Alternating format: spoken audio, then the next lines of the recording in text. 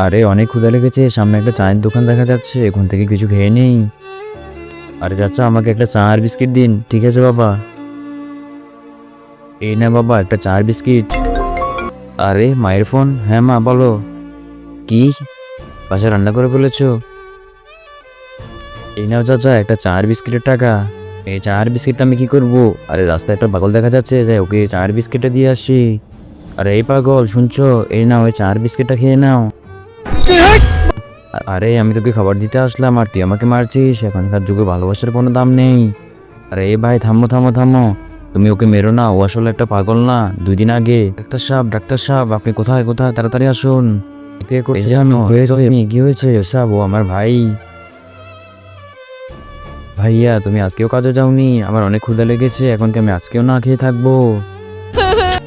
আরে ছোট, আমি কি করব বল, আজকেও কোনো কাজ পাইনি, দেখে আয়। আচ্ছা তুমি এখানেই থাকো, আমি দেখে আসতেছি। জি বলুন, আপনি কে? আমি কি, তা বাদ দাও, এই নাও তোমার ক্ষুদে লেগেছে, এই খাবারটা খেয়ে নাও। ঠিক আছে ভাইয়া। দেখো দেখো, ওই আঙ্কেলটা আমাকে খাবার দিয়ে গেল। ঠিক আছে ছোট, তুই খেয়ে নে, আমি তোর জন্য পানি নিয়ে আসছি।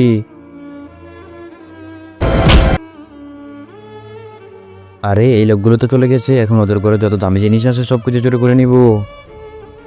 এরকমকে তাড়াতাড়ি ইমার্জেন্সি রুমে নিয়ে চলো। সরি, আপনার ভাই আর নেই। তারপর ওই ছোট ছেলেটির ভাই ওই হাসপাতালেই মারা যায়। তারপর চোরটা ওদের ঘরে সব দামি জিনিসপত্র ওগুলো চুরি করে নিয়ে গেল। আর সে নিজেও এখন বাইরের খাবার খায় না এবং কাউকে বাইরের খাবার খেতেও দেয় না। কিন্তু ভাই, এই চাটা তো আমি নিজের হাতে তৈরি করেছি। আপনি সত্যি বলছেন? কিন্তু ওই ছেলেটি এখন চা বিস্কুট কিছুই খাবে না। চলেন আমরা এখান থেকে চলে যাই। বন্ধুরা, লাইক সাবস্ক্রাইব করে দাও।